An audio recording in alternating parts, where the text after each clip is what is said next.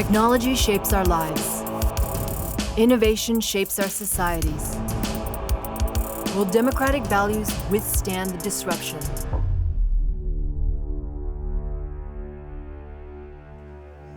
Ladies and gentlemen, please welcome the co-founder of Recode, Ms. Kara Swisher.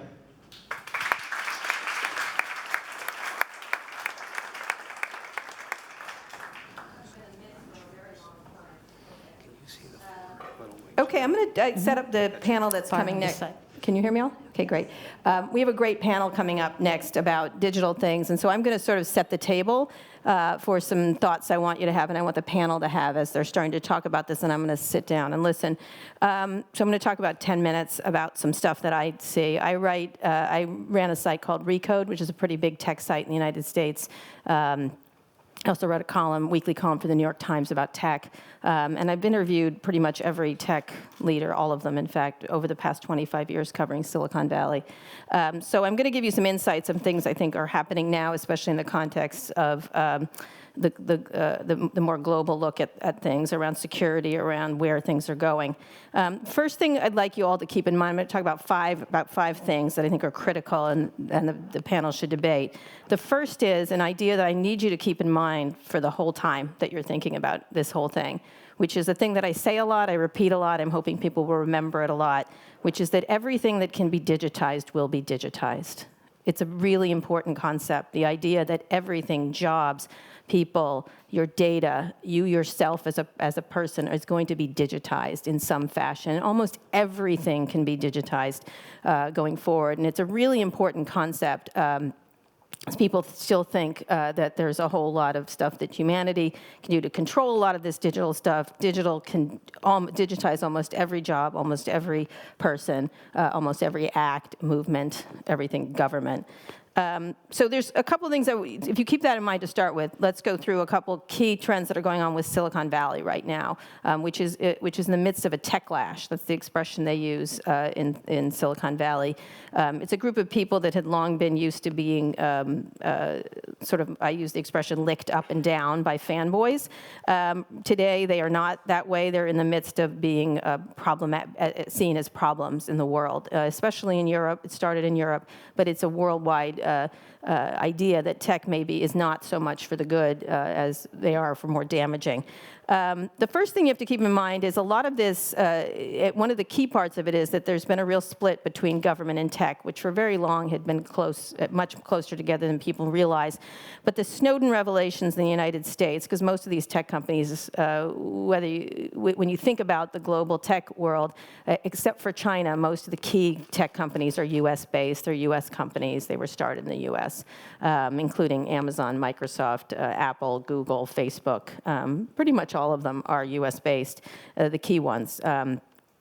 The relationship between tech and the government was broken, not irretrievably, but very badly during the Snowden revelations. I think there had been a real lack of trust that was formed then, and I think that the discussions between and among tech and government broke down really severely during those times, and it set the table for a lot of what happened next in terms of tech relying on government and working with government on key issues, especially as tech became bigger and bigger and scaled in a way that I think has been unprecedented in the history of the human race. I'm going to talk about that size because I think one of the things that people don't realize is how big and how important tech is now as in terms of the global economy. Years ago, it used to be oil companies that were the top companies in the world. Now, the richest people, the absolute richest people, are tech people in the top 10 list. I think they occupy 7 of the 10 slots, and as of companies in terms of their valuation, they are at the top. Apple, Google, Facebook, all of them. The size is unprecedented, their reach is unprecedented, and their growth is unprecedented. And what's happened is we've created these companies which are largely ungovernable in the terms of size that they are. And they're also ungovernable by themselves. The scale, I think Facebook right now reaches 2.6 billion people. It's pretty much the entire globe that uses any kind of technology, and it's certainly, there's no reason why it doesn't reach tech companies reach every person on this planet, and so they're impossible to track, they're impossible to manage, and they're impossible to understand on where they're going. I think I just interviewed the CEO of YouTube. I think it's some number that's just an astonishing number in terms of videos that are uploaded every day if you want to understand the difficulty of governing these kind of things. They've created essentially what are nation states. I tend to try to look at them as cities. I think them more as cities. The problem is they run these massive cities, and they have decided to take rents from everybody and take all the money and suck all the money out of the system, but they decline to provide police, garbage, water, street signs, pretty much anything. And in terms of being responsible for them, and they don't think they're responsible for these things and tend to offload them by saying they're benign platforms, when in fact they are running massive cities without any control. I don't know how many of you saw a movie called The Purge. It was really popular in the United States because it's an appalling movie. And that's what they're doing. It's The Purge every day on the internet, essentially. And it's been helped by the fact that there's been a lack of regulation by anybody, including Europe, even though there's GDPR. It's a really small drop in the bucket in terms of any kind of significant regulation that other industries have to endure.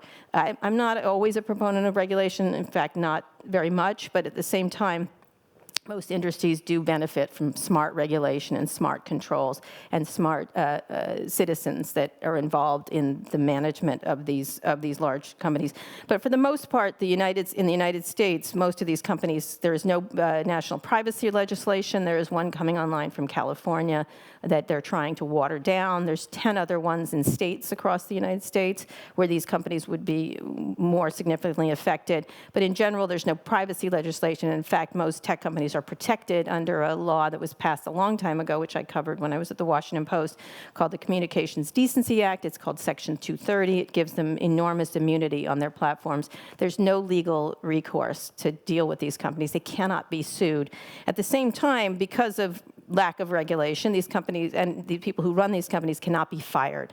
I think most people do not realize this, but there is no way to fire Mark Zuckerberg except if he fires himself, which creates a real problem of lack of accountability of him for anything. Mark spends a lot of time, he's a lovely guy, he's really earnest, he tries really hard.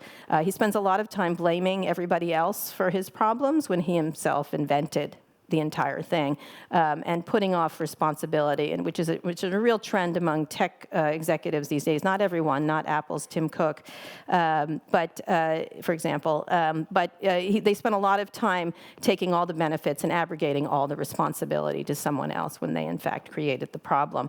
That's not to say this hasn't happened everywhere else, chemicals, things like that, every other industry.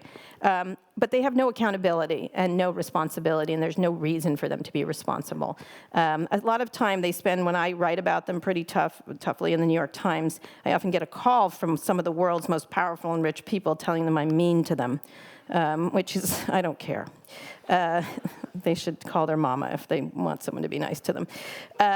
So I think it's a real problem because mentally they feel like they're victims, even though they are the victimizers of this world. And they're not terrible people is the worst part. I think one of the things that's a problem that's going to be coming, I'll finish up here, is that it's going to get worse given the new technologies that are coming, including, and the most significant ones are AI, artificial intelligence, quantum computing, robotics and automation, self-driving and transportation changes, smart cities, incursions into healthcare and data. The kind of data that they can pull out around healthcare is going to be enormous. The stuff that's coming is such massive compared to what's come before. Right now, a lot of the stuff that's been created has been largely I joke that they create things like dating services and having your laundry picked up and having things delivered to you because the people that create things in Silicon Valley are largely young white men. And San Francisco, I always call as a city that facilitates assisted living for millennials. But there's a lack of competition, therefore a lack of innovation. Because I think the real important part is how big these companies have become. There's a lack of competition among them. There hasn't been a new social network since 2012, which was Snapchat, which Facebook uses for its product development. Essentially, Evan Spiegel is the chief product officer of Facebook at this point, because they can't come up with their own fresh ideas, except for disrupting the global currency system, which should be an interesting thing to watch. Again, the second part is the lack of diversity within the staffs of most of these companies, and including the ones that are coming.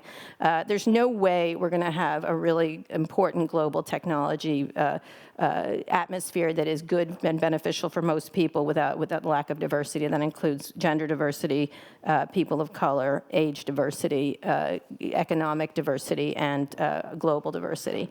And what we've turned to, unfortunately, is a system where the only other power that is on the other side of this is China. I think whatever you think of China, it is a surveillance economy, and it is taking the technology tools that are happening and creating them in ways that are really frightening for Western democracies, for sure. And one of the arguments that these companies have is that they have to be this big in order to battle China and in order to battle the developments in China. Mark Zuckerberg, in an interview, said that to me, and I called it the Xi or me argument, meaning I have a choice between Xi and Mark Zuckerberg, neither of which I want to pick. So I think we have to think really hard. If regulators have to think, citizens have to think, reporters and the media have to think about this, because it really is an ecosystem. The fake news, disinformation, data privacy, the partisanship, it all fits together. And no matter what you can say, and it's a line I used 2 years ago in the New York Times, that they have weaponized social media. They have weaponized First Amendment. They have weaponized speech. They have weaponized civil discourse. Everyone went crazy at the time. At the time when I said it, and in fact, as much as I like to be right, I really was right in that case. The most important thing, I think, to leave with you is the idea that if we continue on this path, we create a situation where talent does not rise very quickly, that talent is limited to a small group of people, and access is limited to a small group of people. Maybe 1,000 people in Silicon Valley determine a lot of these things. Someone I interviewed recently called social media and the problems, not just with social media and tech, as like climate change. And unlike climate change, there's only 1,000 people we have to influence to change this. And we can shift these things really quickly as citizens and as legislators and as the media. But what I always think about is that there is a small girl in Syria or on the border of Mexico, a small child, who has the solutions to cancer, who has the next technological breakthroughs, who has the ideas. And it's not a question of talent. There is talent all over this world. It is not limited to Silicon Valley and the people there. That is a strange little place. I lived there for the last 25 years. You do not want them determining the fate of the human race. Trust me on this. They're very nice people, but as Donald Trump, they're very good people on both sides. There aren't very good people on both sides, by the way. So there's a small child, a person of color in Africa. There's a girl in Syria who has the solution to cancer, who has the next space rate, the information. She or he are hindered, but not by talent, by lack of opportunity. And it's critical to use these amazing tools that have been invented over the past 20 years to be able to unleash that kind of power for the very difficult issues we face, including this incredible presentation around Ebola, which I think is, and world health. There's all these problems, climate change, health issues, and everything else that really do need to be addressed by smart people. And smart people should be thinking really hard about this rather than arguing about whether a neo-Nazi should get more of an ability to spew vile hatred on global platforms. Anyway, with that, come on out and we'll talk.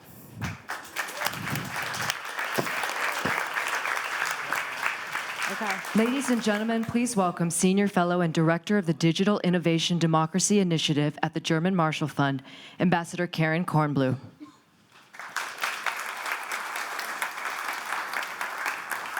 Thank you, Kara, and thank you for what you're doing to shape so much of the conversation in the U.S. GMF this year created a new program, the Digital Innovation and Democracy Initiative, to deal with exactly these kinds of issues.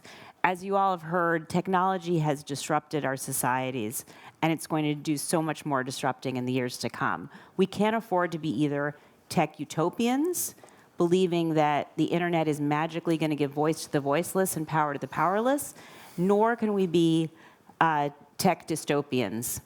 What we need are tech realists. So we're going to have a discussion today to try to pick up on some of the issues that Kara raised. We're going to talk about the promise, the peril, and the policy. And we're not going to start, apologies to with the policymakers. We're going to start with Chris Schroeder.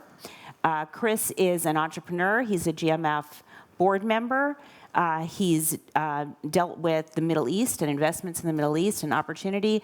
And we're really eager to hear from you, Chris. What are the promises? What are the technologies that are exciting you? And tell us a little bit about what access to these technologies means in different parts of the world. Thank you so much, Karen, and thank you for all the work that you're doing with GMF now, which is phenomenal. And I'm just so proud to be on the board of GMF, I can't tell you. But it's interesting, you know, this word disrupted, and the word disrupted we've used in this conference overall really seems to signify doom, right? The music that we had when we talked about technology like scared the hell out of me. It felt like doom is coming our way. And in my world, in the world of kind of technology and innovation, the word disruption is actually a very positive thing. It's a big thing about hope, and it's worthy for us to remember as we think about technology in this construct. Yes, that there are many problems, but we also live in an age of wonder. We live in an age of wonder. There's plenty I could tell you that many people will tell you is scary about AI. But we need to remember that because of AI, cancer will be cured within a decade, I believe. No question whatsoever that video conferencing will be hacked. But because of video conferencing, billions of people in the next 2 or 3 years will have access to immediate health care because of the visual capacity to get any information anywhere at any time overall. Genetics in technology scare me a lot. We haven't talked about CRISPR at all in gene editing. There's a lot of scary there. But at the same time, we will also eradicate any kind of illness that you can think about because of it. And I think we will solve food crisis in part because of what we do in genetics and take it a step further. Because if you solve food, you then can come and think about environment and global climate change in a very, very different way. So it's just important for us to remember we also live in an age of wonder. Of all the wonders that fascinate me, the one that actually fascinates me most of all is not the technology itself, but the access to technology. The fact that as I speak to you right now, 2/3 of humanity, 70%, are walking around with one of these in their pocket, which is, as you know, a supercomputer, right? There's more computer power in this one device than all of NASA had in 1969. So let me put into you in perspective what that means around the world. I was just at a startup gathering, one of these large things many of you have been to, wonderful young people building, do amazing things, very exciting. None of it would surprise you if you've been to one in Silicon Valley or New York or Berlin, except this one was in Cairo, Egypt. And the 5,000 young people were Arabs from the Arab world who cared nothing about politics, but how to use technology to solve things in very interesting ways. More interesting than that was 24 hours before that gathering in Cairo, I was in Beirut, Lebanon. Another group of 5,000 young people were gathered for the same purposes. Now, I assure you that if 10,000 young Arabs gathered in 48 hours to talk about the Muslim Brotherhood, everyone in this room would know about it. I suspect very few people understand that this is happening not just in the Arab world, but across Southeast Asia and Latin America and Africa in a phenomenon that is fundamentally very bottom-up. We here are very top-down, and the top-down matters a ton to get it right. But what is being unleashed in this technology and the environment that we're in is problem solving from the very people with the greatest stake to want to solve those problems from the ground. It's got two ramifications that does affect, many ramifications, but two that really does affect the worlds that we've been talking about today. One, that for the history since World War II, to make it in global technology has meant to either make it in or sell it to the West. It is our domain collectively here in this room. Now it is being dispersed everywhere. China we've talked about, but it's not just China. Billions of dollars of wealth are being created in Indonesia and Egypt and Brazil and all over the world now, creating different kinds of looks at innovation and ways to solve problems in, I think, very powerful ways. Secondly, having said that, I am astounded, particularly in the last year as I travel the world, that as I go look at these young entrepreneurs, every one of them who used to ask me, who do I know in Silicon Valley, now asks me, who do I know in China? Because China has been showing up in a way that Western investors and Western companies really have not been. And one of the things that the entrepreneurs say to me uniformly is China never tries to make us into a Western company, ever. You guys show up from Silicon Valley or whatever, and you're like, you have to become us. China shows up, because they'd been an emerging market not long ago, and tells these innovators, you innovate on your terms and we will support you. And by the way, if you're good, we may even open our market to you. It's a very different, interesting dynamic. So I think it's a fascinating world. That's a perfect setup. Thank you so much. And Congresswoman Susan Delbene, I want you to talk about the policy debate that's happening in Washington right now, but you represent Washington, home of Amazon, Microsoft. You yourself were a tech executive, CEO of a startup. So start out by telling us a little bit about, in this spirit of opportunity as well as policy in peril, tell us a little bit about some of the technologies that are exciting you, and then tell us a little bit about the policy environment. Well, first of all, I agree. I think there have been incredible strides. I think whenever I travel, and I think of the early days when I was even working at Microsoft, still having to enter in my 20-digit code to make a long-distance call, and now it hasn't been that long that we are all carrying mobile phones around, and just the ability to communicate has changed so much greatly in a relatively short period of time.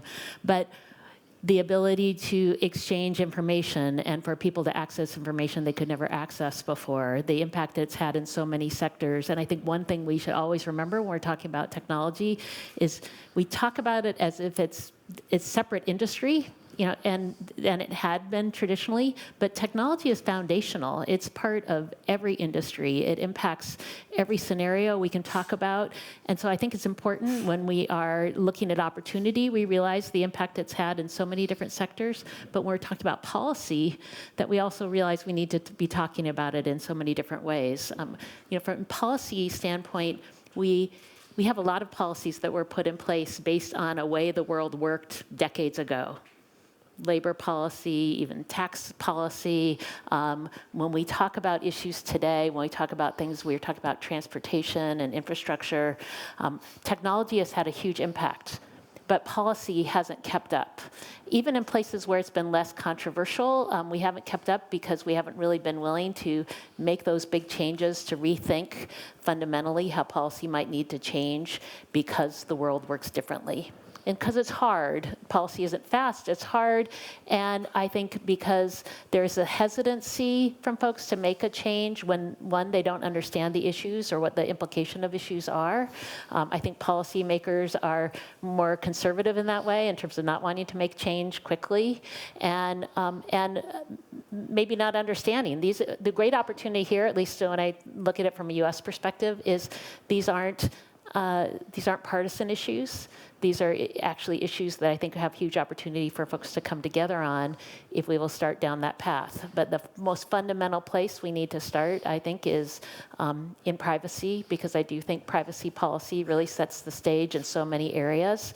And we need a federal privacy policy so that people know their data is protected and that they're in control of their data.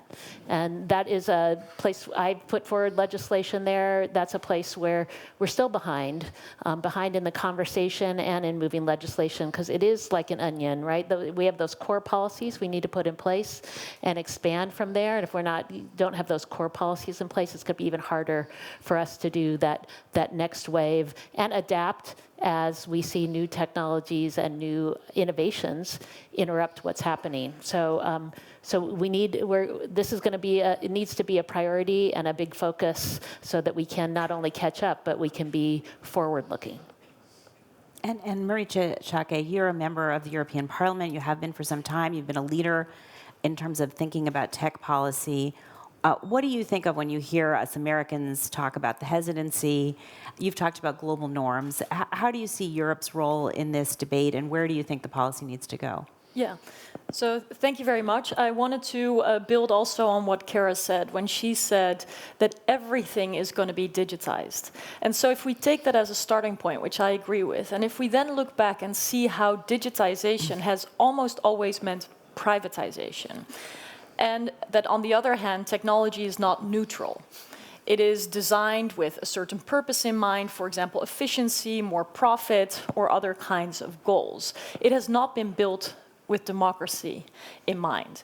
So I think it is really important that we look at how governance of technology is already happening, even if it is not done by governments. And I'm afraid that it's not so much conservatism in policymakers that has held them back in making laws and regulating. But there's been a concerted effort, and I've spoken to as many lobbyists as Kara has interviewed CEOs, I'm afraid, who have convinced lawmakers that by regulating technology, they would stifle innovation or inspire the Chinese to also take measures to, for example, censor people or whatnot. So to kind of equate governance in the rule of law-based system in the democratic world with governance by authoritarian regimes, which I think is a completely false equivalence, but it's been told to us a number of times, and I think it has actually worked. I think there was for a while the promise or the myth, as I see it, that technology could make democracy go viral and that any intervention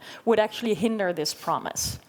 So now fast forward, even Mark Zuckerberg is talking about regulation, but I think we're in a very unsophisticated kind of debate about regulation. It's almost like, do we like or dislike regulation? But as a lawmaker, that doesn't mean anything. We need to get deeper into the discussion about what are we regulating for? What are the kinds of core principles that we do not want to see disrupted? And I think in Europe, also hopefully in the United States, there's a couple of principles that are not that controversial. Fair competition being one of them, but also the right to privacy and data protection, also for security purposes, freedom of expression, non-discrimination, the presumption of innocence, and notions of redress for individuals if they've been mistreated. So if we look at these core principles, then we have to ask ourselves, do we want governments to put in place regulations through a democratic process, or do we allow the vacuum to be filled by companies themselves? And that's why I don't agree with what Kara said. I don't think technology is ungovernable, or that these companies are ungovernable. I think we have a primary choice to make about who do we think should be the ones governing them. Do we think it should be done in the boardroom with the shareholders in mind? Do we think it should be an extension of agency of authoritarian regimes who are going to use technology to enhance their ability to repress and control? Or do we think that there's one fundamental thing that should not be disrupted, and that is the rule of law? And after a lot of thinking, that is where I think we need to focus. And so if we see that technology is not neutral, that digitization often means privatization, and that these companies, by building new technologies, are essentially governing the world we live in because it is so foundational, then I think we really have to indeed go back to those core principles that you also mentioned, this model of an onion, and then expand it out. But we have no time to lose. So I'll leave it there, but I'm excited about the opportunities, but let us please not be naive about the very fundamental disruption that could also go to the core of the liberties and human rights that have given our people the freedom and the quality of life that we need to cherish. You've put a lot on the table, and I want to get back into the specifics of policy. I don't think they're ungovernable. I think they can't govern. I don't think it's ungovernable. I think they can't govern themselves. Oh, well, then we fully agree. Yes. Yeah. I think they're incompetent to the task, and they don't want to. They don't want to, I think, because their drivers, their motives are very different as well. They have shareholder motives. That's They're right. also highly uneducated about most societal things. I did a whole column about the fact that I wish Mark Zuckerberg had taken one humanities course before he left Harvard, but he didn't. And so we're stuck with that. And so we have someone who has very little background in anything, and he's trying his hardest to learn. But it's the same thing with most tech leaders who are, for example, giving all their money away. They're deciding issues around education. They're deciding issues around whether we should go to space. This is all done by private people. And frankly, I think we should just tax them and let the government figure that out rather than having Mark Zuckerberg give us education policy. Welcome to Europe. I think we don't disagree here. No, you know what I mean? I think perfectly taxation and the correct taxation of these companies is correct. So, but I think it's totally governable, just the way chemical companies are Wall Street. It's difficult, but it should be done with people with accountability. Exactly. That's my issue. Yeah, so while we're on this, let me just dig in for a little bit, and then I'll turn to civil society and agree. One of the things that's on the table in Europe is the e-commerce directive. And Kara had talked about Section 230, which is the limited liability for internet companies. There's a lot of talk that its days are numbered in Europe. How do you see that playing out? Do you think the lobbyists win? Will there be a rich conversation? Talk about that a little bit. It will no doubt be rich, but I think it is necessary to bridge that accountability gap that is there in many areas where there's such extraordinary power of a number of these tech companies and little to no accountability. And indeed, regulation, oh irony, is actually one of the reasons why there is such an exemption of liability for companies like YouTube, Facebook, Google, eBay, and whatnot. And so, step by step, what we see are exemptions to the exemption, which is kind of ironic, but for example, in the takedown of terrorist content, in the tackling of fake news and disinformation, in dealing with issues like copyright protected material, there are constantly ad hoc responsibilities piled onto these platforms. So they do take down content, they do demote certain kinds of hateful content that may not cross the border of the law, but that are still considered harmful even by the community standards of these platforms themselves. So de facto, even if it is not by law at the moment, these companies are doing more and more what you could consider editorial interventions of content or otherwise moderating their users' uploads. And so I think it will be unsustainable, not only in Europe but also in the United States, that this intermediary liability exemption, which is in Section 230 in the US and in the e-commerce directive in Europe, will sustain. You can already see companies actually taking a sort of jump forward. They're basically saying, once the e-commerce directive is going to be renegotiated, please do not do A, B, and C. So the lobbyists are already gearing up. I understand in Washington there's a massive hiring spree going on with regard to antitrust concerns.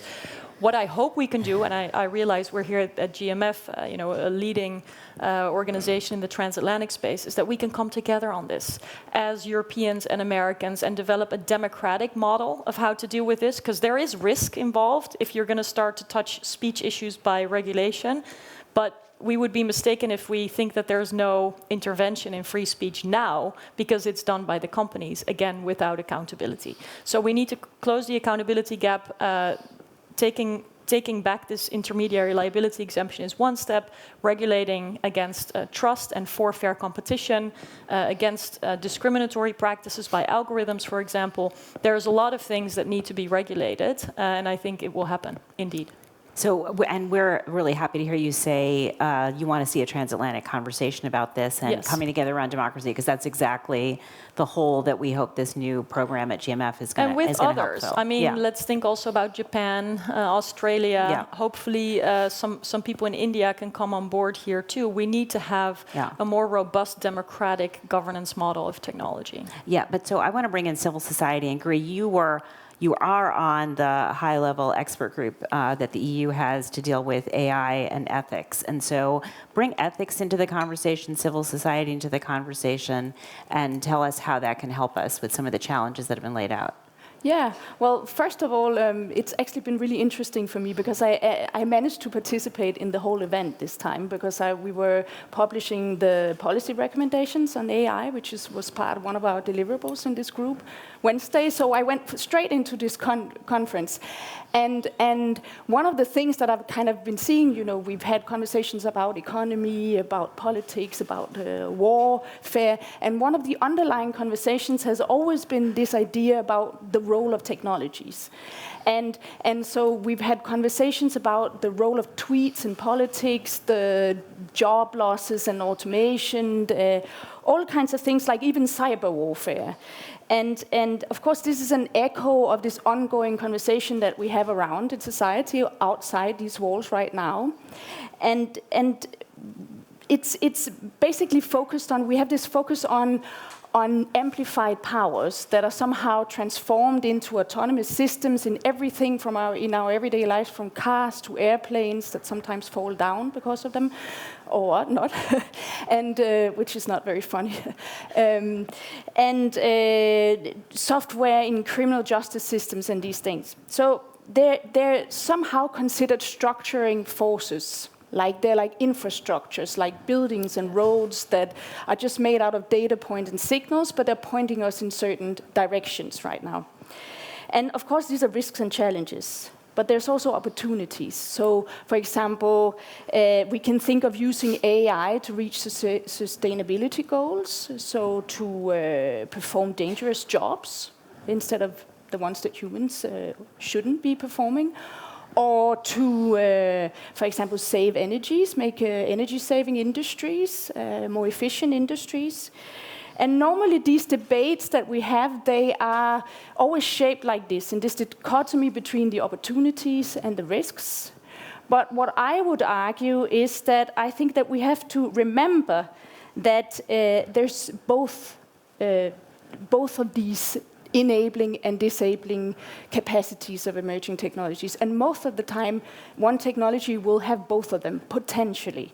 So I also want us to remember now when we talk about all these intelligent agents, these autonomous systems that we are surrounded by, this kind of magic world, out-of-world experience of new technologies, that actually it's human-made. So I want to echo what has been said here. It can actually be regulated. It can also be designed, and it can be changed, and we can innovate in certain ways to govern this. First of all, like just to pull out these things, is that one thing that I think that the time we are at now is that we have to be more reflective. Both in the states have to be more reflective, businesses have to be more reflective in how we actually do this. So we have to think of which interest do we put first, the human interest or our own interests as companies or as states. Interest of control and effectivization or interest of profit. Put the human interest first. So right now, you mentioned this idea about ethics and the ethics discussions that are ongoing. Anyone who works in the emerging tech field, they know that there's a lot of discussions about data ethics and AI ethics. I myself has been involved in this field in many years now, but particularly from after the GDPR was implemented or was enforced last year, it exploded the field. And so one of the things that I think that we have to remember is that what is this ethics thing? It's not an excuse for not comply with law or an excuse for doing things in our own ways. It's actually a way of revisiting our value systems and our shared value systems. So, for example, things like how can we actually make these technologies into an enabling force? We have in all these guidelines that are being published right now the focus on the human-centered approach. And what does that actually mean? Well, this is the foundational pillars of democracy: freedom of expression, freedom of conscience, the accountability principles, transparency, human autonomy and agencies. And these values we've in fact already formalized in our human rights system. Now it's just a question of translating them into these emerging technologies so they actually become an enabling force in society. And so I think, it's time that we move beyond these discussions about principles, ethics, guidelines, and things, that we actually start to enforce our shared value systems. And we try to standardize them in tech development and innovation. And there's a lot of questions we need to answer in relation to this. I think one of the most key ones is how do these responsibilities that we all have, responsibilities of engineers, data scientists, of states, of businesses, and even civil society ourselves, how do they transform in this? And so I'll just leave this open to this. So we'll turn it open to questions in a minute, but I wanted to bring China back into the conversation. And Congresswoman, as Kara said, the tech companies are saying if you apply any ethics to us, any guardrails, especially antitrust, you're opening the door for Chinese tech giants to dominate. How do you think about this question about our companies, many of these are U.S. companies, vis-a-vis China, and setting up guardrails? First of all, I think you can have appropriate regulatory environment and support innovation. I don't think it's an either or. Clearly, there are going to be folks who push and care about their business model, and their business model is succeeding. And our job as legislators is to make sure that we are putting all the right interests up front and not necessarily trying to put promote a particular business model, but promote the ability of technology and innovation to help solve problems, for there to be a thriving competitive environment, but also to make sure we're putting the interests of people up front. And that's why I think privacy is so key, because giving people control of their information is key to a lot of scenarios. You can have innovation, but I can still understand whether I want to participate in that or not to some degree, and that's going to be important for us to establish from a policy standpoint. But I actually think, too, when I look at folks, some folks would like to see decisions being made and know what the rules of the road are, so they aren't trying to make decisions or, frankly, be responsible for those decisions. And so when we're talking about how technologies are used, I actually think there are a lot of folks from small startup businesses to larger businesses who would like someone to establish some rules of the road so they aren't trying to make those decisions themselves. And so we have that opportunity to do that in policy and to balance, but we're not even really starting. Yeah. I think, yeah. Antitrust thing, Yeah. because I just did interviews with all the top people at our code conference. They all don't want antitrust. But I don't know what Susan thinks. Really? Yeah, it's shocking. Trust us is pretty much their argument. There has been no industry that has not benefited from the breakup of large companies. And the way we beat China, look, we don't want to be in an arms race with China over facial recognition. That's not a war we want to win. Let them do that in their country if they want to do that. What we should do is put appropriate guardrails around facial recognition. Even the company that is in charge of all the things that police wear, all the video, doesn't believe in facial recognition, is asking people not to use it. I mean, the company that makes money from it understands the problem. But when you break up companies, it creates, the only way we're going to beat, say, a system like a surveillance economy like China is through competition. That's the only way. That's how innovation happens, through competition. That the minute you pull YouTube off of Google, the people at YouTube will come up with a new search engine that might be better, perhaps. They might do that. People at Google might come up with a video service that doesn't lead directly to neo-Nazis or pedophiles. Like, that's the kind of thing that's going to help us is break up, not necessarily break up, but appropriate regulation, which might include breakup, because that leads to competition, and that's where we will win. That's the only way Western democracies can win, is by intense competition. That's why most of everything was created in competitive environments. And I think, Susan, I don't know what you think, what happened around Microsoft, I think benefited Microsoft itself, and I think it benefited the entire information economy to have that wrangling with the government in the way it did. And I think it didn't break it up, but it certainly put it on notice about practices that were happening. And then secondly, what you were talking about around ethics, one of the things I like to think about is when you have a more competitive environment, you have a more diverse group of people. And one of the things another thing I always try to get through to people in Silicon Valley is, imagine what you're making as a group of people is an episode of Black Mirror. And if you could think of it as an episode of Black Mirror, don't make that thing. If you think about it that way, but think really hard about how you're developing it before you develop it.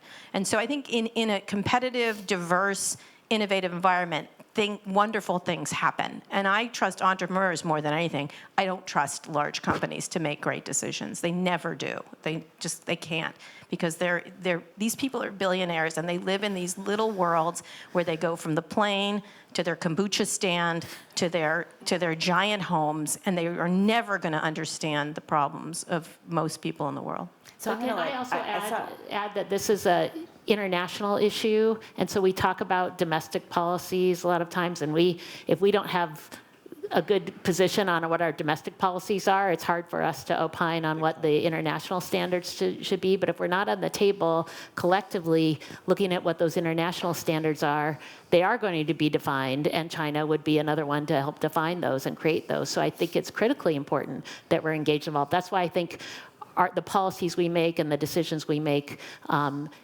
in the United States are also critical for us to being an effective player internationally and responding to China. So, yeah. So I want to let all of you respond to this, but I want to bring in some people from the audience, and you have your hand up, so please go ahead. Hi, thank you. I'm Kevin Barron. I'm the executive editor of Defense One. So we're a national security news site. We cover technology through the national security lens, and so that's how I've been listening to the conversation. I hear the common thread is trust, and trust in who decides the rules going forward, and that it's time to kind of get there. But there's lots of different versions of this that I'm hearing. So it's either the companies should make the rules, or companies can't be trusted and shouldn't make the rules. Government should make the rules, or they shouldn't, or some version of it thereof. Americans, international. In our world, going back to the China question and 5G, in the last few months, the chairman of the Joint Chiefs of Staff, General Dunford, top U.S. military advisor, has been warning as loud as he can, if any American company does business with any Chinese company in technology, that technology ultimately will make it back to the PLA, which is an adversary of the United States, and ultimately could be used to kill American troops. And you're part of that problem if you're part of that chain.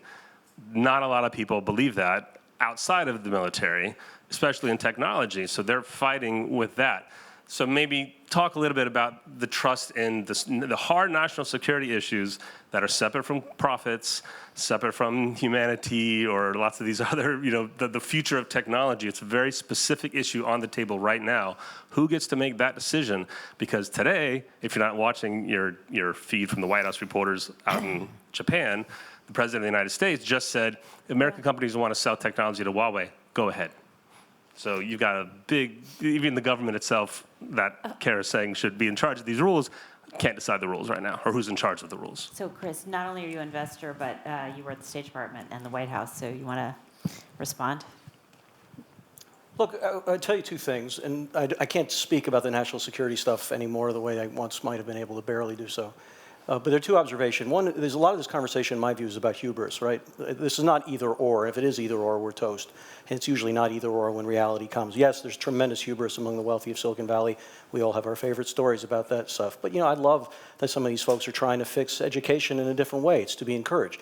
Maybe it will need some regulation, and maybe it'll need some pushback. But let us not forget that there's hubris in government as well, right? I mean, I'm from Washington, D.C. If you think that the government has solved public education in Washington, D.C., come visit, and I'll tour you to some of the groups that I work with overall. Let's just say there's more that could be done, all right? So the hubris has to be counteracted, but it leads me to the second point, which I think goes a little bit into national security as well, which is it's a co-authorship where interesting stuff happens.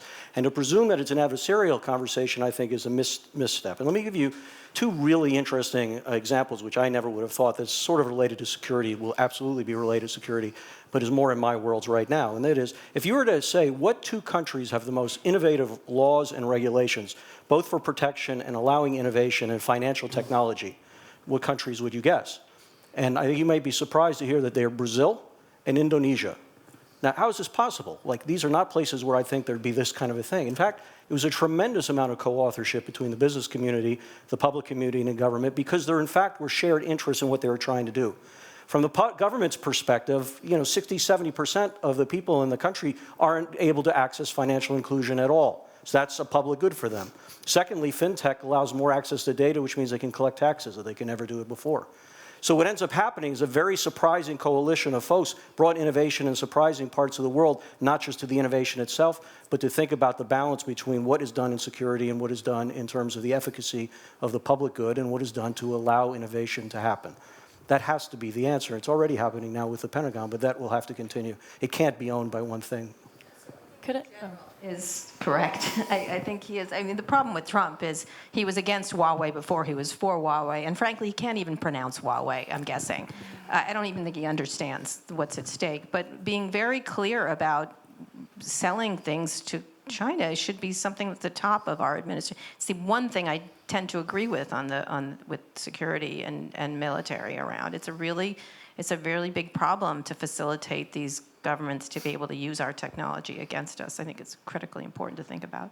Do you want to respond? Well, I did, because the way you phrased the question was very much like, let's put aside all these sort of human and rule of law type issues and zoom in on national security for the moment. I actually believe that you cannot separate those. I think that more than anything in the whole tech sphere, trade and economic issues are tied with national security, and human rights issues are tied with security questions.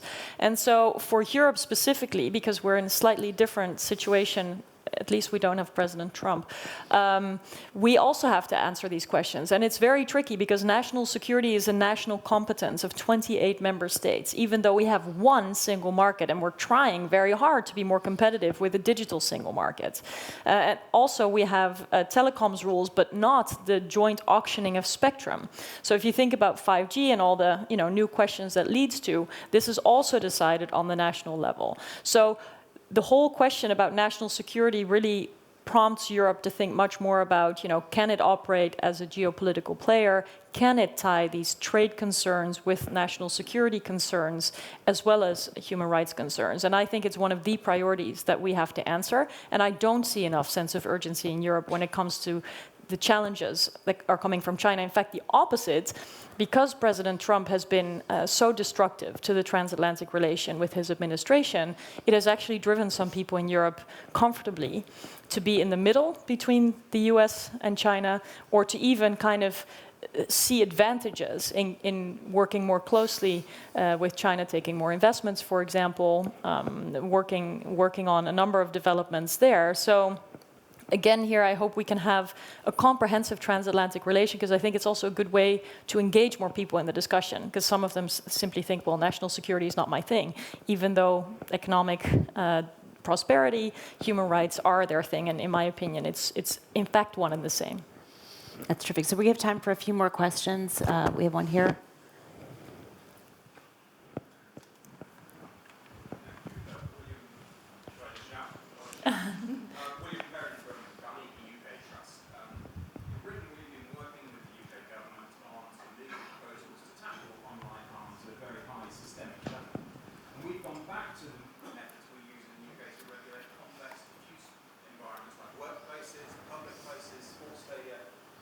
And so on.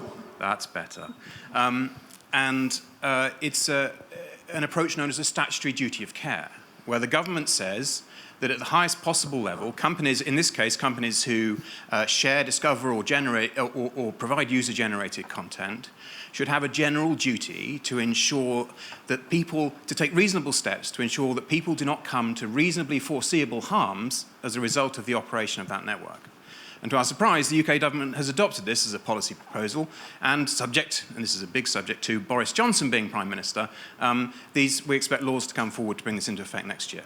To our surprise, a month ago, we saw a specialist report to the French government adopt an almost identical approach to bring forward a French version of a statutory duty of care.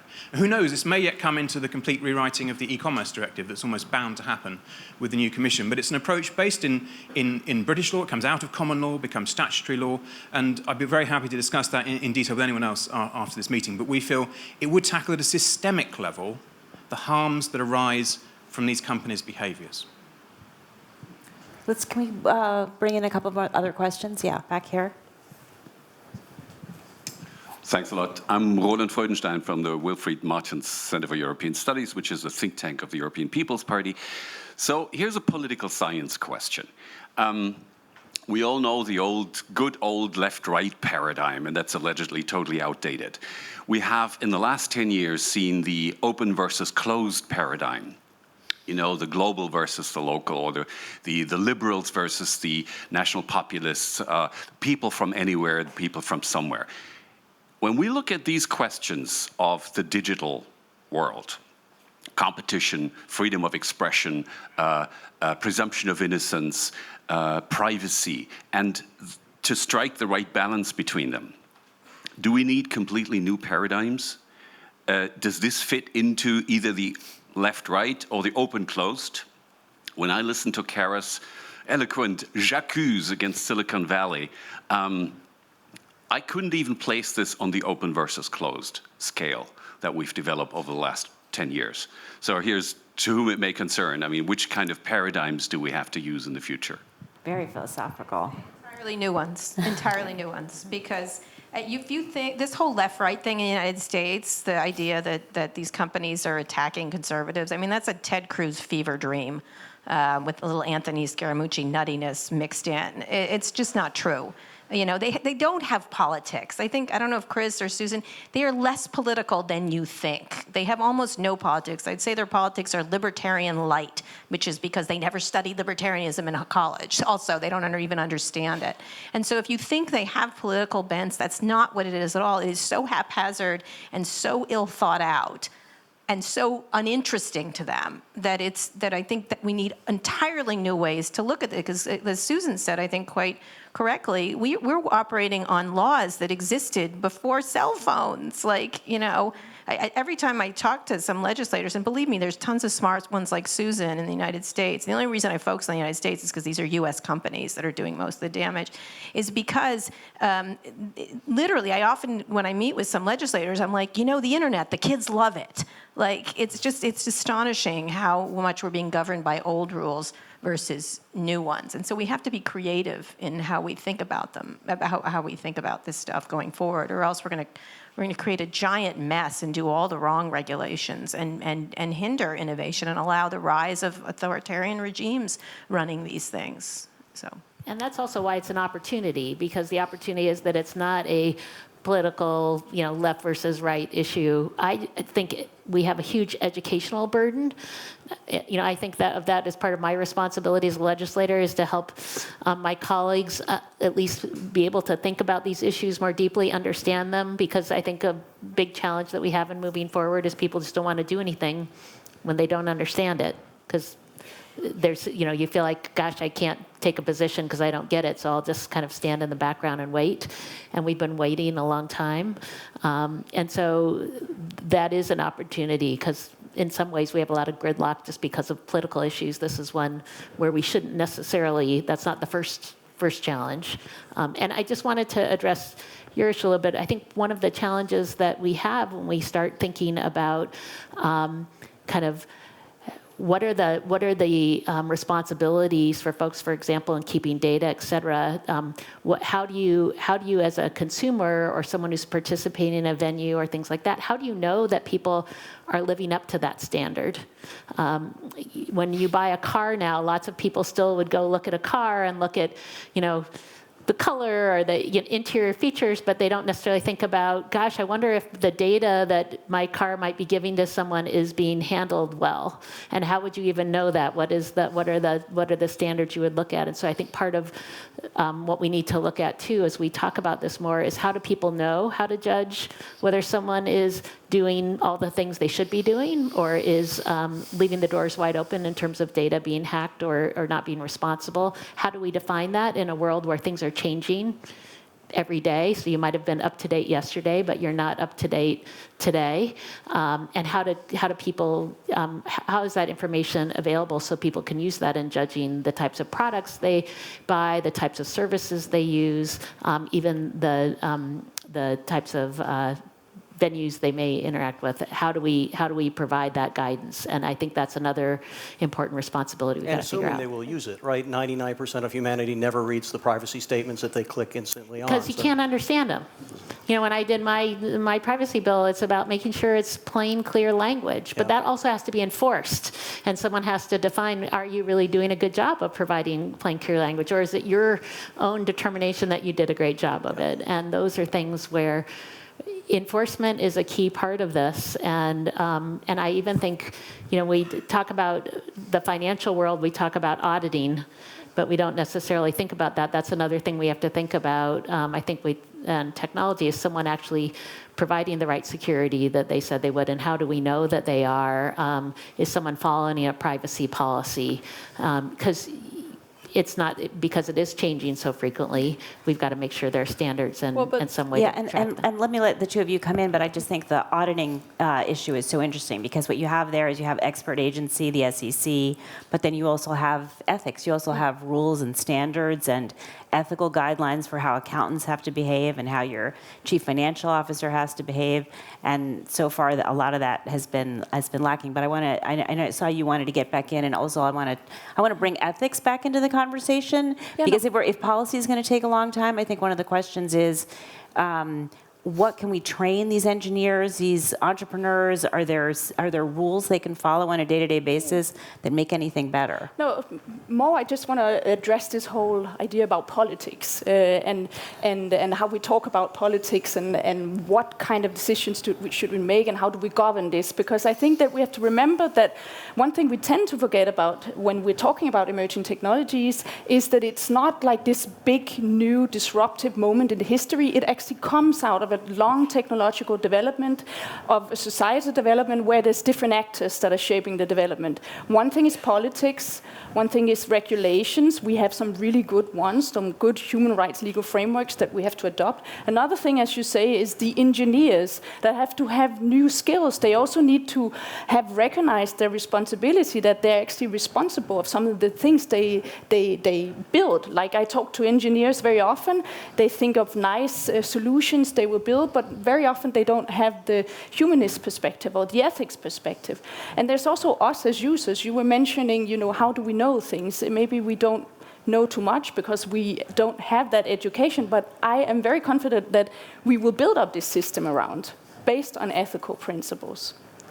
So I actually think to suggest a whole new conceptual framework or something is not even necessary. In fact, I think it can distract. So oftentimes ethics are mentioned as a solution, a new way to deal with technology. But we talked about China here today, we talked about Europe, talked about the United States. Pretty sure you get 3, if not 3 million, different interpretations of what ethics are. And so I think a discussion on ethics can be a bridge to regulation in a good scenario. It can also be a wall against regulation by companies who don't want to be regulated. So I actually think we need to empower regulators and lawmakers to build on the laws that we have and be more principle driven. So let's say free speech, fair competition, non-discrimination, presumption of innocence, like some of these anchor points that really translate to multiple sectors, and think much harder about how we're going to regulate this. So for example, give more power to regulators. In Europe, when there's an antitrust case, the responsible authorities can actually demand a lot of information from companies. I can't, as a lawmaker, the police can't, but a specifically designated regulator can. And so the framework is fair competition, but whether it is a Russian oil company or an American tech company or a farmers association that violates the rules, there's one non-political authority that can intervene. And so I think this is the way to think about how we need to extend the laws that we have, the rule of law that we have, into the digital world. And if that would require a whole new frame, then I'm afraid policymakers are going to be even more discouraged than they may already be. Yeah, and that's why we started out by saying, we need tech realists. We need people who are going to, like you all, who are going to roll up your sleeves and really think in a granular fashion. We have one more question back here. Yes, thanks, Karen. My name is Jan Techo. I'm with the GMF in the Berlin office. I have a question to Kara Swisher. You made a very strong case in favor of more regulation of the industry. And then a bit later you said competition is the only way that we can survive. How to strike the balance between the two? It's an old ideological question in the old traditional economy. How does it play out in the new economy? It's both. When I say regulation, there isn't any. There's zero regulation in the United States on tech companies right now.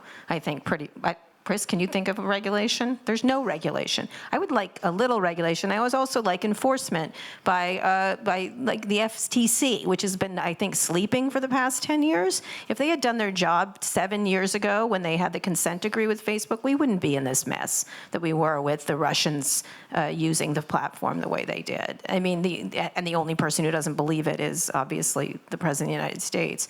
But the issues around these things were we certainly had the enforcement people in the United States available to do things. They passed on prosecuting Google.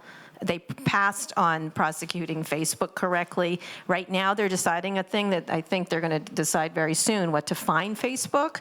And I think the number is $5 billion it's being pushed around. And I was like, add a zero to that, and then we can get started. You find them $50 billion, they're going to start to think really hard about their decision making and how they run these companies.